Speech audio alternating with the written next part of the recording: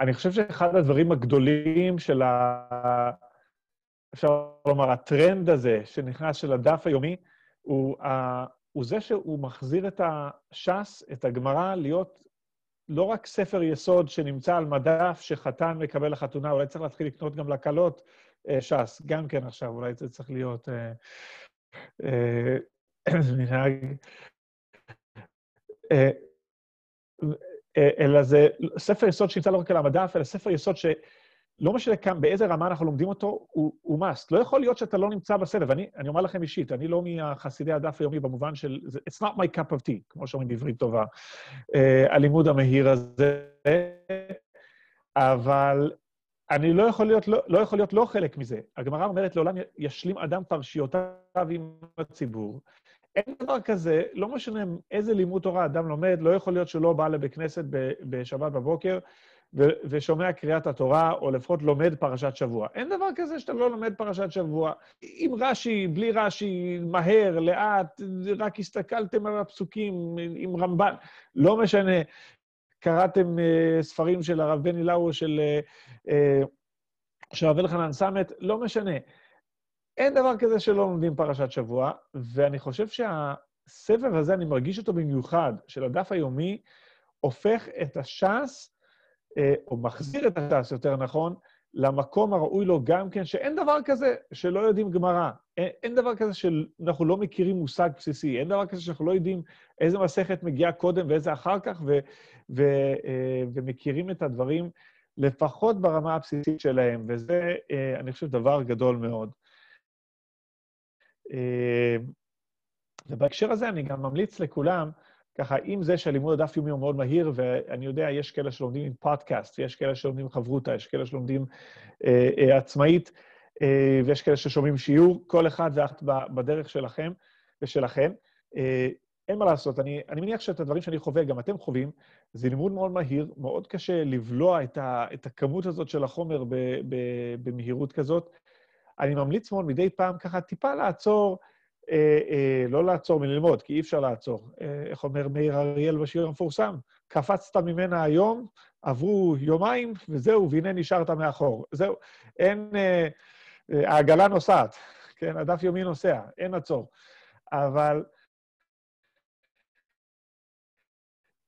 אבל בכל זאת, לקרוא קצת מאמרים בעיון מדי פעם, לקחת בשבת אחרי צהריים, או אם אתם שומעים פודקאסט, אז תשמעו גם איזשהו פודקאסט בעיון. בפורטל הדף היומי יש המון דברים להרחיב, להעמיק, תיקחו דברים שגם גורמים לכם לחשוב ככה על הלימוד ולא רק ללמוד. זה מאוד משמעותי, זה הופך את זה למשהו אחר לגמרי. אז זה ככה איזושהי עצה טובה שאני חושב שכדאי לאמץ.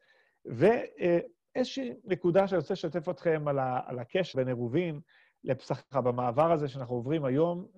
אני מניח שאם אתם לומדים דף יומי, אז התחלתם כבר פסחים, אנחנו כבר ביום איחור. אז האמת היא, עירובין זה סוג של נספח של מסכת שבת, כן? מלאכת הוצאה מרשות לרשות, פשוט התרחבה לה אל תוך מסכת שלמה, שהיא סוג של סאפלמנט, סוג של נספח למסכת שבת, והם באים ביחד, והרחבה שאפשר לומר על יצא איש ממקומו ביום השבת, על יוציא איש ממקומו ביום השבת, אפשר, הדרשה הזאת או הזאת, הוצאה מרשות לרשות של חפצים, או היציאה של האדם מתוך התחום שבת שלו, המסכת, כפי שוודאי שמתם לב, קפצה מדבר לדבר, פרק לפרק, הרבה. זה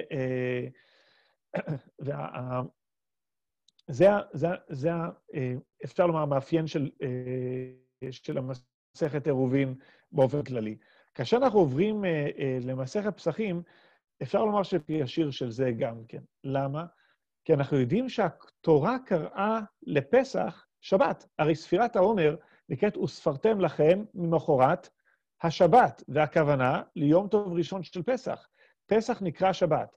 וזה לא סתם שהתורה קוראת לפסח שבת, כי כפי שהזכרתי הרבה פעמים בעבר, אבל זה משה חוכמה מונומנטלי, שמדבר על זה, שזה לא סתם שהתורה קראה לפסח שבת, כי לפסח יש מאפיינים מסוימים של שבת.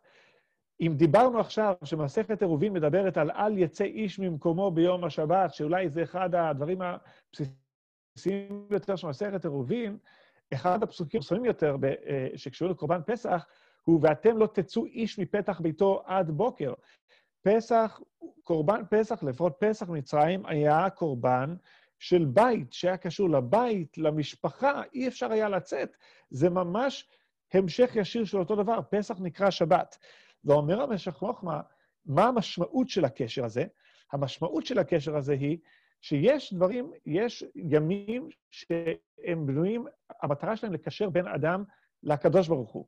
ולכן אתה זה לא איזשהו מפגש חברתי, זה לא עושים דברים חברתיים, אסור אוכל נפש, דברים, ולכן השבת היא באה לקשר בין זכר למעשה בראשית, זכר ליציאת מצרים, באה לקשר בין אדם לקדוש ברוך הוא, ולכן זה יום של בית, לא יוצאים, לא עוברים תחום שבת, לא מטלטלים. ואומר, הפסח גם כן, במצרים, המטרה שלו הייתה לקשר בין עם ישראל לקדוש ברוך הוא. אבל זה רק השלב ההתחלתי. השלב שבא אחרי זה הוא לקשר את עם ישראל זה לזה. אז אני חושב שאם שבת דיברה על האיסור הבסיסי של הוצאה מרשות לרשות, מסכת עירובין התחילה להרחיב, נכון. נכון שבשבת אנחנו לא יוצאים מתחום שבת ולא מטלטלים, לא מוצאים מרשות לרשות, אבל מסכת עירובין לנו קצת את זה. זאת אומרת, זה לא עד כדי כך נוקשה.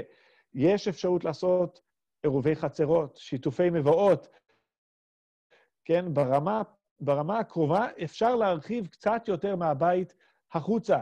וכנ"ל תחום שבת, אדם צריך ללכת לכיוון מסוים, אז הוא יכול להניח עירוב תחומין ולהרחיב את המקום, לקנות שביתה במקום אחר, כביכול, זה לא בדיוק להרחיב, אלא זה פשוט להזיז את מקום השביתה שלו, או להזיז את מד הקורדינטות, אם היינו קוראים לזה, ממקום למקום, אבל בעצם לקחת את עצמך למקום רחב יותר, להרחיב את המקום שלך. וזה מה שמסכת עירובין, אפשר לומר, עשה לאיסור הבסיסי שאנחנו מכירים ממסכת שבת. וגם בפסח, בפסחים, לא סתם מסכת פסחים נקראת בלשון רבים, אפשר בדיונים על זה, זה יכול להיות גם פסח מצרים, פסח דורות, או זה בעצם הרכבה של שתי מסכתות, יש על זה פלפולים שלמים. בכל מקרה, פסח מצרים ופסח דורות גם לוקחים אותנו לתהליך מסוים, משום שהפסח מצרים באמת אי אפשר היה לתת מהבית, זה רק משפחה, אתם לא תצאו איש מפתח ביתו עד בוקר, קורבן משפחתי לגמרי. אבל פסח דורות הוא בבית המקדש, כל עם ישראל בא ביחד לבית המקדש, אז נכון, כל אחד או כל קבוצת מנויים מקריבה קורבן פסח, אבל יש לזה כבר, ונלמד את זה במסכת פסחים, הגמרא אומרת שכיוון שזה בא בכינופיה, כיוון שהקורבן הזה הוא קורבן אומנם פרטי של קבוצה, של משפחה, אבל כיוון שהוא בא עם כל עם ישראל ביחד, ממילא הוא עובר לדרגה של קורבן ציבור. אז אם ככה, מעבר ממסכת עירובין שהרחיבה לנו את האיסור לצאת מפתח ביתו, לקצת יותר רחב מהבית, וקישרה אותנו קצת יותר זה לזה, אז גם ככה מסכת פסחים עושה סוג של אותו תהליך, זה לא ככה בדיוק לאורך, זה לא הסדר של המסכת, אבל גם כן אנחנו מוצאים את אותו דבר, הפסח נקרא שבת, ועובר מקורבן שהוא של יחיד, של משפחה, להיות קורבן ציבור. וזה אני חושב אולי נקודה שיכולה להעביר אותנו בצורה קצת יותר חלקה, מעירובין לפסחים, ואני חושב שזה אולי גם אחד האתגרים שאנחנו חיים בו ממש בתקופה של השנה האחרונה, אפשר לומר כמעט, והבלנס הזה בין האישי לציבורי, איפה עובר הגבול של stay home ולהישאר בבית, והריחוק החברתי מצד אחד, לשמור על חברה, כן לשמור על קשר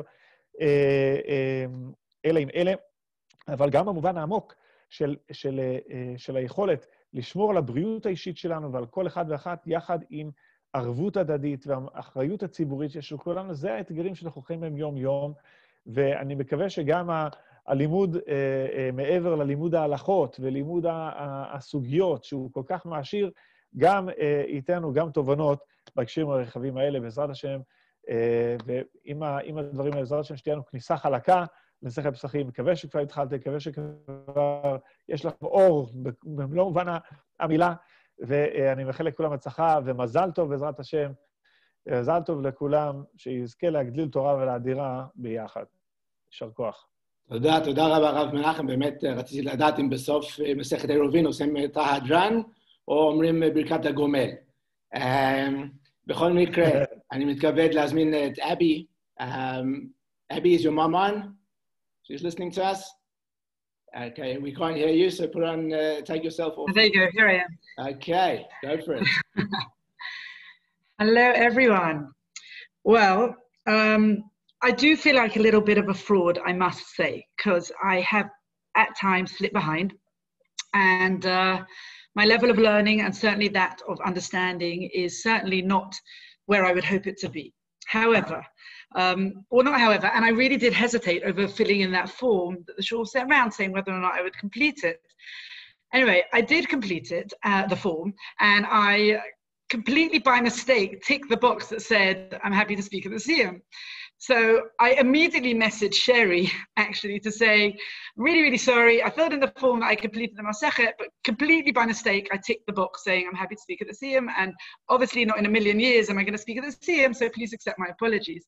And before those two ticks had even appeared on my message, I'd had a message back from Zev saying, thank you so much for agreeing to speak at the Siyum. We're so appreciative. Anyway, so fast forward, here I am now. And what I'd like to do is I would like to share with you a few reflections that I found meaningful to me and which really speak to me, particularly in the context of this Daf Yomi journey that I have found myself on. So I'm going to start by doing a quick review of all the main details and mathematics covered in the Masechet. I'm going to cover the different Rishuyot, the Carmeliot. We're going to discuss the idea of Shituf. We're going to go through Chatzer and Mavoi. We're going to go through the main technicalities of different types of Eruv, the measurements of Petach HaBayit, of Korah, of Lechi, and of course Levud. Don't worry, I'm obviously just kidding. I wish I could do all that, but truth be told, I found this Masechet very difficult, very dry, with all the mathematics and the technicalities and the measurements and the details. I'm not a details type of person in that kind of way. But with that said, there were one or two discussions that really stick in my mind and they really did resonate with me. One was on Daf Kuf Amud Bet, where there was a discussion about the source of morality. Had the Torah not been given, would we really have learned morality from all the different elements of nature? Going back a lot further, I also particularly connected with the discussion on Daf Yud Gimel Amud Bet, whether or not it would have been better if people hadn't been created at all. Fascinating discussion. But there's one particular statement that I really enjoyed learning about, and I want to share with you some thoughts. If we look back at the Masechet with a bird's eye view, it's a great deal about prohibitions and definitions. It's about the boundaries between the space between us. Obviously, it's about the power of communal space and what we need to combine food, streets, courtyards in order to share that space together. But really, the overarching feeling is that the Masechet is about demarcations, distinctions, that which is private, that which is public, that what's in, what's out, what's my property, what's your property. So much separation, so many prohibitions. And then comes this one particular statement very early on, before we even realize the full complexity of what awaits us. And I believe that this statement inadvertently sets the scene for the rest of the story, perhaps even for the entire notion of Jewish debate. Also on Daf Yud Gimel Amud Bet, says the Gemara, Amar Rabbi Abba Amar Shmuel, Shanosh Shanim Nechleku Bet Shammai uVet Hillel, Halalu Omrim Halacha Kmotenu, V'Halalu Omrim Halacha Kmotenu. Yatsa Bat Kol, V'Amra, Elu V'Elu Divrei Elokim Chayim Hen. Here we have Bet Hillel and Bet Shammai doing what they so often do. They're arguing, they're debating. It almost doesn't matter what they're arguing about. And seemingly out of nowhere comes a bat kol from Shamayim saying, Elu ve'elu divrei Elokim chayim. Just when we thought that the approach was scientific, technical, and clear, either a reshut is private or it's public, either it's claimed or it's unclaimed. Just when we thought that matters were extremely black and white, we have the Gemara sharing with us an Amirah that is categorically grey, as if to say with all the science and the maths and the technicalities, there is a human element underscoring it all. Despite two completely contradictory opinions, the Gemara gives us a very inclusive statement. They are all correct. They are all the words of Hashem. And with this statement, the lens of the Masechet seems to swing, maybe even only momentarily, from that of distinction and separation to that of inclusion, mutual respect, blurring of the lines of the divides that were so concrete just lines before. But what does it mean? How can two opposing opinions simultaneously represent the word of Hashem? How can both be true? Surely that's a contradiction. So there's obviously a lot written on this statement, and what I'd like to do is mention 3 different lenses through which to appreciate this statement that I learned through the teachings of Rabbi Jonathan Sacks, alav shalom. The first lens I found in his Covenant and Conversation on Parshat Chukat, where he says that in Judaism, argument is not an accident, rather it's of the essence. Chazal even give it a name, Machloket l'shem shamayim. Why? Because Hashem responds to their arguments by saying, Eilu va'eilu divrei Elokim chayim. It's an essential element of how we learn Torah. And Rabbi Sacks goes on to explain in his Dignity of Difference that when there is conflict and difference of opinion, the idea is to manage the conflict rather than to resolve it. Appreciate and revel in our differences rather than run from them. To recognize that when I'm disagreeing with someone, the person I disagree with is a person just like me. And we actually share things. We share fundamental things in common. We both share the passion of our own arguments, and we both share a value for argument itself. And he brings an example of 2 chess players. 2 chess players, they may be bitter opponents, each trying to win, but there are 2 things they agree on. They agree on the rules of chess, and they both share a love of the game. So too, says Rabbi Sacks, in the Bet Midrash, 2 Rabbanim may disagree, or 2 people may disagree on the interpretation of a text, yet they both share a reverence of Hashem and his word. And this is the first lens through which to understand the concept of Eilu va'eilu, as if an approach to how to understand conflict, not with the aim of resolving it, but rather with the approach of appreciating and respecting the differences that exist. The second lens through which to understand Eilu va'eilu divrei Elokim chayim, Rabbi Sacks mentions it again in his Covenant and Conversation on Parshat Vayelech. There in Dvarim, Lamed Aleph Yutet, it says, V'ata, kitvu lachem et hashira hazot, v'lamdat b'nei Israel. This is the moment when Moshe commands us that in every generation we must write our very own Torah. And truth be told, when reflecting on something like Masechet Eruvin, it would be very easy to think that the Torah really belongs to Chazal alone. It's so complex, it's certainly way over my head. It would be understandable for us, or maybe I should say for me, to say that I don't have a voice in that conversation. After all, there's so much of it that I don't understand.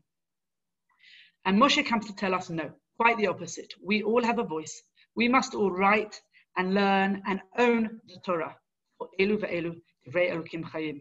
And this is the second lens through which to understand this concept. Each and every one of us has a legitimate voice and responsibility to share that voice within the generational siach of Limud Torah. For a third lens and final lens of how to appreciate this statement of Eilu va'eilu, Rabbi Sacks continues on in the same place to ask the question, why does Moshe use the word Shirah? Why not just say Torah? And Rabbi Sacks brings Aruch HaShulchan there, who says that the reason that the Torah is called Shirah is because of Eilu va'eilu divrei Elokim chayim hen. Because the Torah is not about one single voice. On the contrary, a song becomes more beautiful when sung by many voices interwoven, Eilu va'eilu, in complex harmonies. And so to end off, I'll just read Rabbi Sacks' words because he says it so beautifully. Judaism is a religion of words. And yet whenever the language of Judaism aspires to the spiritual, it breaks into song, as if the words themselves seek to escape from the gravitational pull of finite meanings. Words are the language of the mind, but music is the language of the soul. And the final mitzvah to make the Torah new in every generation symbolizes the fact that the Torah was given just once, but it must be received many times, as each and every one of us, through our study and practice, strives to recapture the pristine voice that we heard at Har Sinai. This is something that requires emotion, not just intellect. It means treating the Torah not just as words read, but also as a melody sung. Moshe uses the word shirah, song. The Torah is God's song, and we, Am Yisrael, are his choir. And even though when Jews speak, we often argue, when we sing in harmony. Eilu va'eilu divrei Elokim chayim hen. Yafeh.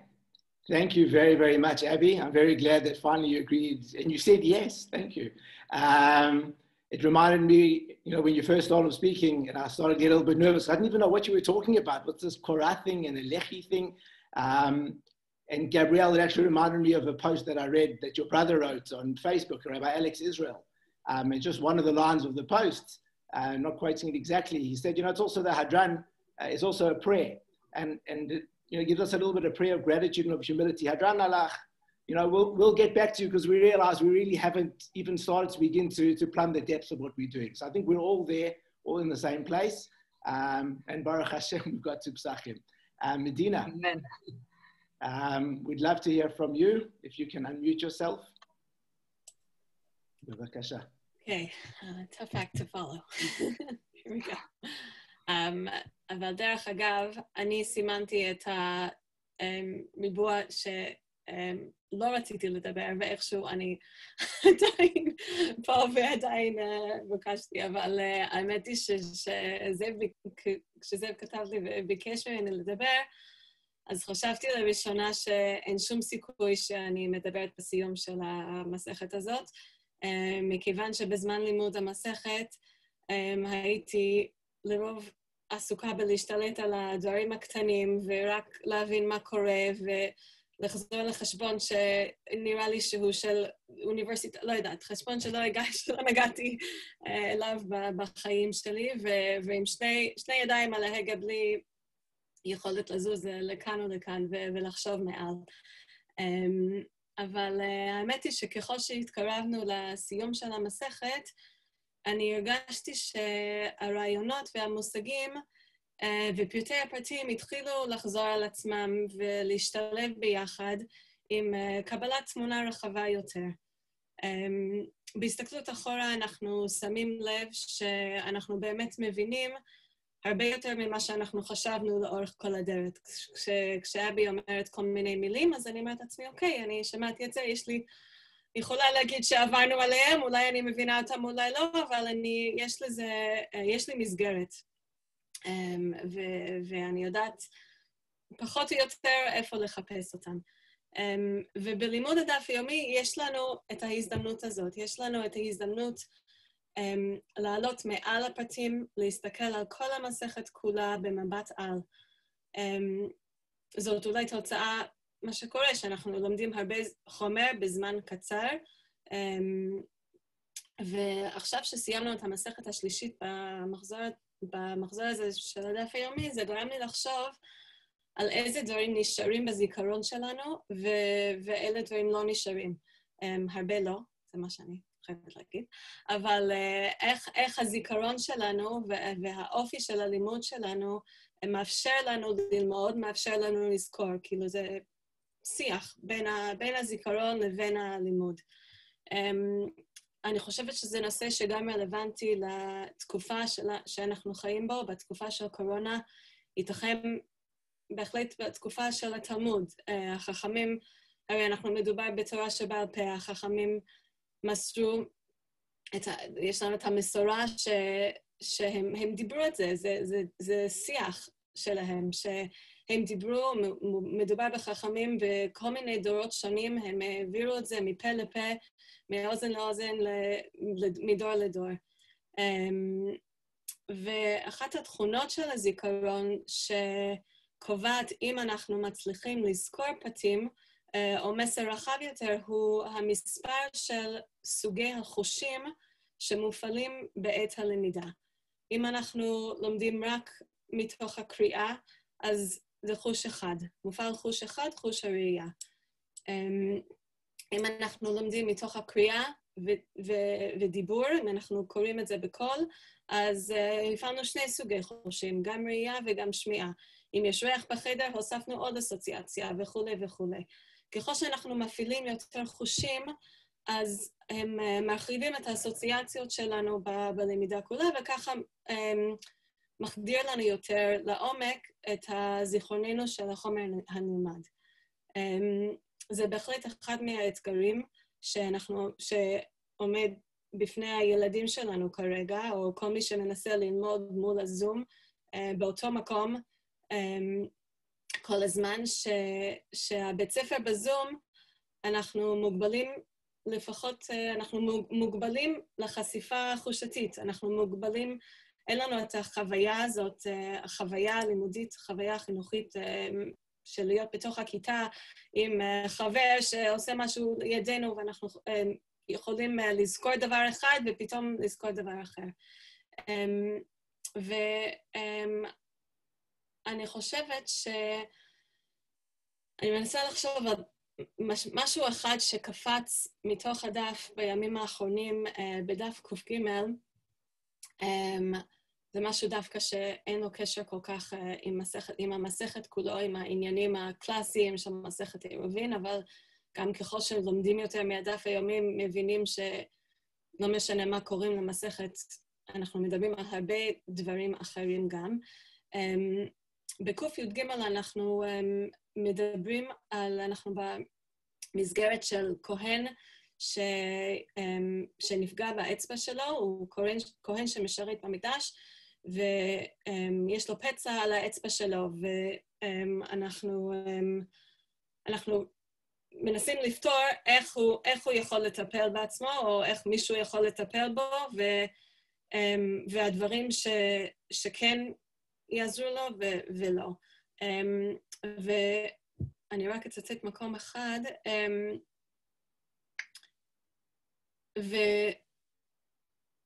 אוקיי, לא ציטטתי את זה פה, בציטוט שלי, אבל מדובר יש שיח עם בגד שהוא בגודל של 3x3, בגד 3x3 חוצצות, פחות מ3x3 אינן חוצצות. מה זאת אומרת? שבגד שיש גודל מסוים, מאוד מסוים, 3x3 זה מידה מאוד ספציפית, שאם הוא יותר גדול אז הוא בסדר, אם הוא פחות אז הוא לא בסדר. זה ממש בגדול, בלי להיכנס לכל הפרטים שיש שם. וזה קפץ לי מעל הדף. אני אמרתי, 3x3, איפה ראינו את זה? איפה? כאילו, יש לנו כל מיני מספרים שחוזרים על עצמם בלימוד. מספר 7, מספר 4, מספר 3, 2,000 אמה, כל מיני דברים שמזכירים לנו, ואמרתי, מה זה מזכיר לי? ונזכרתי שזה ביטוי שאנחנו פגשנו במסכת שבת בפרק ב' במה מדליקין,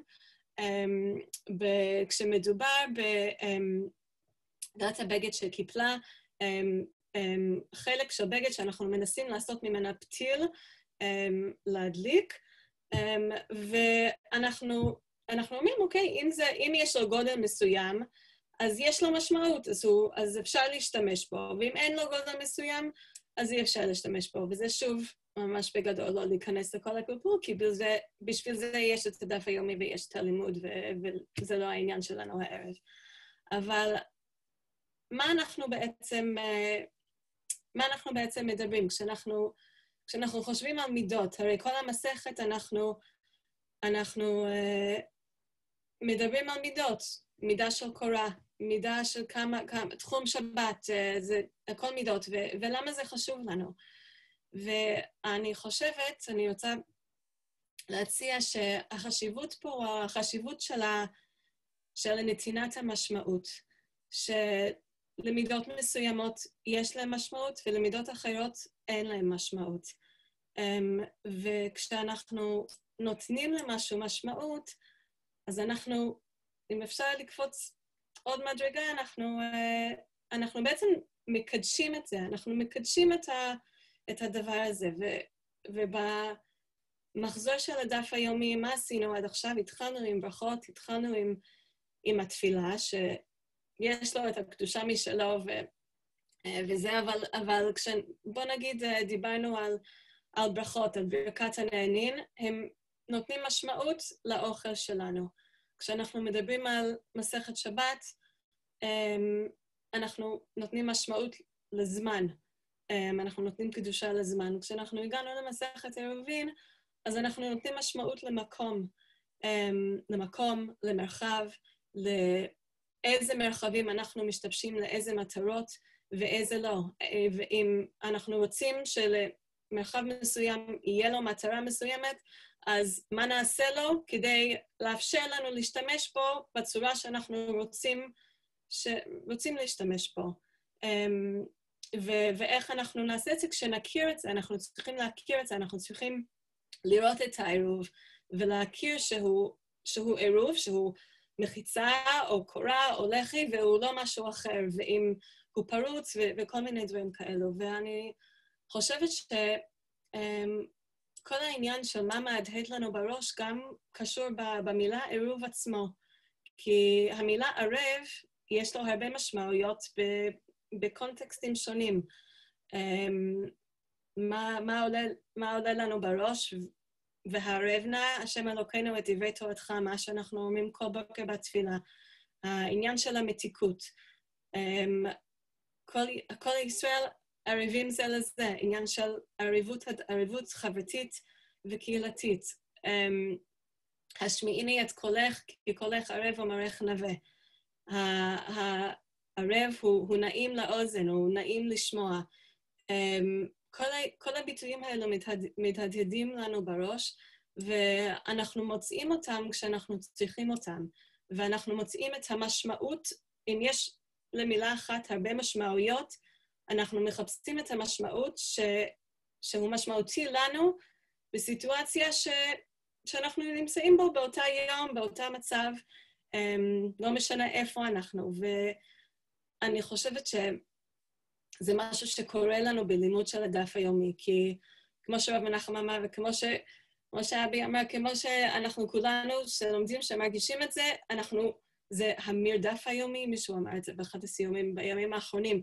אנחנו רצים ורצים ורצים, ואוקיי, לא הבנו את זה היום, אין לנו זמן, אנחנו כבר במחר וכבר לא משנה לנו מה קרה אתמול, כי אנחנו בסוגיה אחרת לגמרי, ונחזור את זה בעוד 7.5 שנים.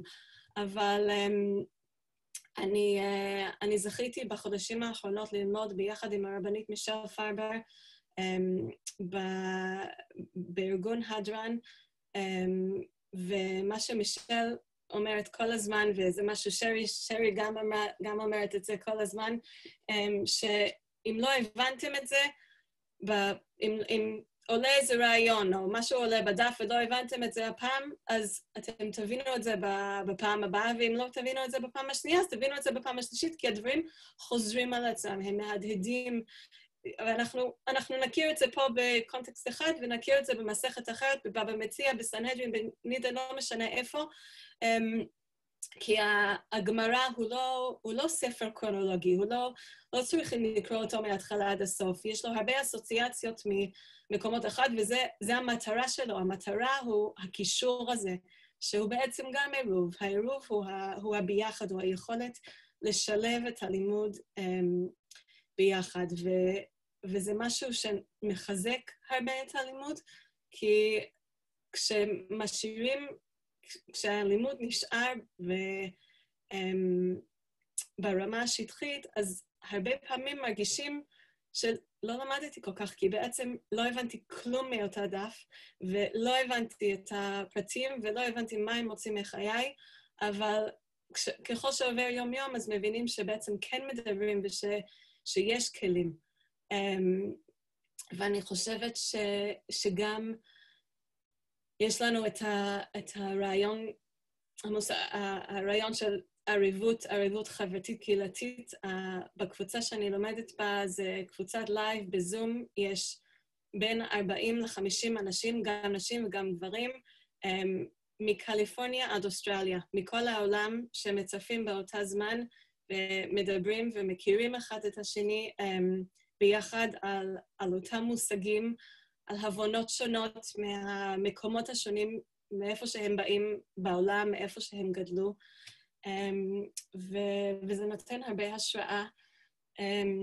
ואני מאחלת לכולנו שאנחנו נוכל להמשיך לתת משמעות לעצמנו, גם מתוך הלמידה, גם למשפחות שלנו, לאתגרים שונים, לתקופות שונות, לקהילה שלנו המהממת, ובאמת יש לנו קהילה כה מיוחדת שבאמת זה זכות לחיות בה כל כך הרבה שנים, ולנסות לתת גם את המשמעות לפרטי הפרטים האלו, כשאנחנו די מצאנו אותם במסכת שלנו. אז יש כוח גדול לכולם, ותודה רבה. וואו, תודה רבה, מדינה. הדברים שאמרת ממש נגע לי ללב, ותוך כדי שדיברת חשבתי גם על הרב עמיטל, זיכרונו לברכה, שלמדתי בישיבה, וכל הזמן היינו אומרים, חבר'ה שלומדים דף יומי, כאילו זה ממש, זה לא רציני הסיפור הזה, והרב עמיטל היה מדבר על בעלי בתים, שלומדים בבוקר ולומדים בשעת מנחה כמה משניות, וכמה זה חשוב, ובתור בחור ישיבה אני אמרתי, נו באמת, כמה... ועכשיו שאני במצב הזה, אני באמת מסכים איתך את העקביות הזאת, העריבות הזאת שאנחנו לומדים ביחד, באמת נותן הרבה מאוד כוח, אז תודה רבה. ואני מתכבד להזמין את משה אבלס, לעשות כמה דברים, וגם כן בסוף יגיד את ההדרן. תודה, משה. קודם כל, מזל טוב לכל המסיימים ולכל המסיימות. יש כוח לחיים לכל עם ישראל, כן? היום אתמול סיימנו ללמוד 104 דפים של מסכת עירובין, שקצת קשה להבין שעירובין היא בעצם מצווה מדרבנן.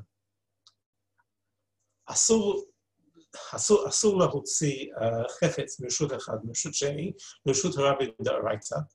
חז"ל אמרו שגם כן ברשות הרבים דרבנן אסור, ותוך כדי כך הם התקינו את המצווה של עירובין כדי לאשר לנו להוציא חפצים מרשות אחד לרשות שני, אבל בעצם זה מצווה מדרבנן. וזה לא רק 104 דפים פה במסכת עירובין, יש גם כן הרבה עניינים של עירובין במסכת שבת. וגם כן במסכת סוכה, וגם כן במקומות אחרים, אנחנו חוזרים שוב על העניין של עירובין, ואם אנחנו, אלה שלמדו עם הפיקצ'ר בוק שיש כאן במאות הדף היומי, יש 360 סוגים שונים, או מקרים שונים של עירוב, שאנחנו דנו בו בשלוש חודשים האחרונים. אל תשאל אותי על אף מהם, אבל אנחנו עסקנו בהרבה שהיא מצווה מדרבנן. אז מה העניין כל זה שלומדים כל כך הרבה מצווה מדרבנן? אני לא חושב שאני יכול לתת תשובה מלאה לזה, אבל כדי להבין את זה אנחנו חייבים להבין שרוב מצוות עירובין, לא עירוב תחומין, אבל עירוב שאפשר לטלטל בו, לקחת להוציא מרשות אחד לרשות שני, זה מבוסס על עניין של הוצאה. וההוצאה היא מלאכה אחרת לגמרי מכל יתר איסורי מלאכה שיש בשבת. לדוגמה, היא מלאכה גדולה, לדוגמה, בישול. אני לוקח עוף, או טוב יותר אשתי לקחת עוף, והיא מפשרת אותו, והיא משנה את הצורה ממנה לגמרי לצורה אחרת. העוף שהיה כשהבאנו אותו מהסופר, מה שיש עכשיו בצלחת, היא עוף אחרת לגמרי, אחרי היא עבר תהליך, אחרי העוף עבר תהליך של בישול. ואי אפשר להחזיר את העוף למצב שהוא היה לפני שבישלנו אותו. אפילו לפני ששחטנו אותו. וזה עניין אחר. אבל חפץ, לדוגמה, אני מוציא טישו. אני זוכר את זה, שהיינו ילדים, לא היה לנו עירוב בלונדון, כל פעם שיצאנו מהבית, היו חייבים להוציא כל הכיסים, לברר שאין לנו שום טישו בתוך הכיסים, לפני שיצאנו מהבית. כשאני יוצא עם טישו, אני לא עושה שום דבר ממשי לטישו הזה. הטישו הזה נשאר טישו. כשאני יוצא עם זה נשאר טישו, כשאני חוזר עם זה נשאר טישו, אילו הייתי מוציא אותו והייתי מחזיר אותו, אף אחד לא יכול לדעת מהטישו שנעשה פה איזה מלאכה, איזה איסור דאורייתא. זה מלאכה גרידא, מלאכה שאין בה משום ממשות. וחז"ל הבינו שאם מותר להוציא ברשות הרבים דאורייתא, בית שמש היא עיר גדולה, והיא עדיין משרות רבים דרבנן, ומעיקר הדין מותר לנו להוציא מרשות אחד לרשות שני. טישורים ומיני חפצים אחרים בידיים, לא דבר בכיסים, כיסאות גדולות שמותר לנו לקחת ממקום אחד למקום שני. מעיקר הדין, החז"ל הבינו שזה יגרום, זה יפגוע בקדושת השבת, זה לא יהיה שבת סטייק, אנחנו לא נבין שום דבר על האיסור של מלאכה.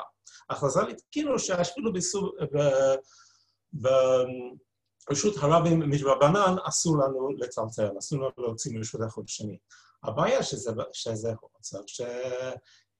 זה יצא מזה בת כלא. אני זוכר בלונדון, בקיץ, ששבת יוצא ב10:30, ב-11, אפילו אחרי 11, בסקוטלנד יוצא ביום ראשון בבוקר, אז שבת נהפך להיות בית כלא. במיוחד לנשים עם ילדים, ילדים ותינוקות שלא יכולים לצאת, זה הפך כלא. אז חז"ל הבינו שזה גם כן לא טוב לשבת. אז הם יצאו את העניין של עירוב, כדי לאפשר לנו לצאת ולהוציא מרשות אחד לרשות שני, כדי שאנחנו גם כן חייבים להתענג בשבת, גם כן שיהיה לנו עונג שבת. תוך כדי כך המציאו את העניין של עירוב, שיש לנו את ההזכרה כל הזמן שאסור לנו לזלזל בשבת, אבל יש לנו כאן את העירוב כדי לעזור לנו ששבת לא יהיה מסע, שבת יהיה עונג. אז בגלל זה הם הציעו את העירוב, ומתוך כך הם ניסו להקל ולעשות עירובים כל מה שאפשר, אבל שנזכור את מצוות האיסור מלאכה בשבת. אז תוך כדי כך זה כל העניין מה שאנחנו לומדים. למה כל כך הרבה? קשה לי לומר, אבל ברוך השם שיש לנו את העניין של העירוב, או ברוך השם שיש לנו את האיסור הוצאה מרשות אחד מדרבנן לרשות אחר מדרבנן, כאילו לא היה לנו את זה, אני חושב השבת היה אחר לגמרי, והיינו מפספסים את הרבה מקדושת השבת. אז עכשיו ההדרן.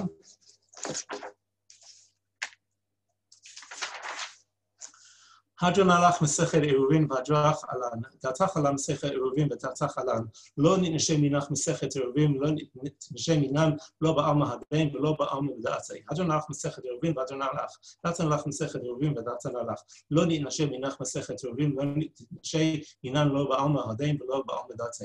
הדרן הלך מסכת עירובין והדרן הלך עלן, דעתך הלך מסכת עירובין ודעתך עלן, לא נתנשי מנך מסכת עירובין, לא נתנשי מנן ולא בעלמא הדין ולא בעלמא בדעתי. יוצא בפניך אדוני אלוהינו ולמסנו, שתהי תעשו ומנסינו בעולם הזה, ותהי עמנו לעולם הבא. חנינו בפאפה, רמי בפאפה, נחמן בפאפה, אחיה בפאפה, אבא מאוי בפאפה, רפרם בפאפה, ואחיש בפאפה, סוכה בפאפה, עדה בפאפה, דור בפאפה. הרב נא אדוני אלוהינו סטיבי סעסכם בפינו, לפי הסמכו בית ישראל, ונהיה כולנו אנחנו בצאצאינו, בצאצאי עמך בית ישראל, כולנו יודעי שמך ולומדים תורתך, ואהבת חכמינו מצוותיך כי לעולם יהי לי בשמי בחוקיך למען לא אבוש. לעולם לא ישכח פיקודיך כי דבר חיצנו, ברוך אתה אדוני, עמדני חוקיך, אמן, אמן, אמן, סלע ועד. מודים אנחנו לפניך, אדוני אלוהינו ולאבותינו, ששמת חלקנו מיושבי בית המקדש, ולא שמת חלקנו מיושבי קרנות, שאנו משכימים והם משכימים. אנו משכימים דברי תורה, והם משכימים לדברים מטיילים.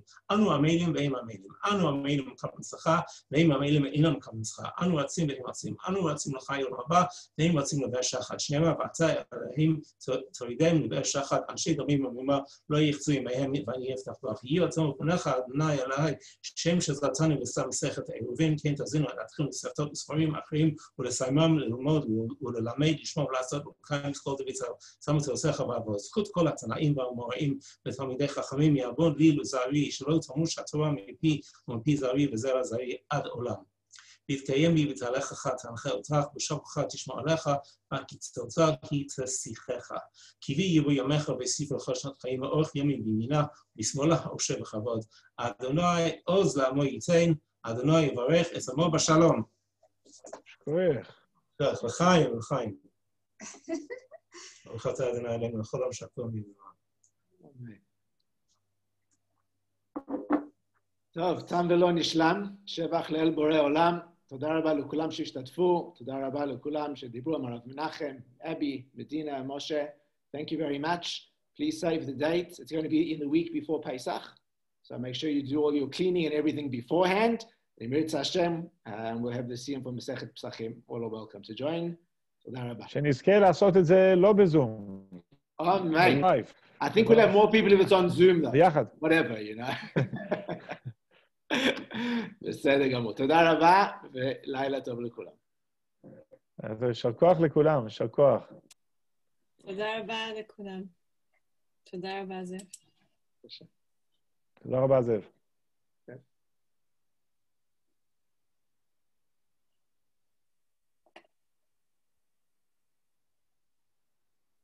Zev, it was a really, I wouldn't have done it otherwise.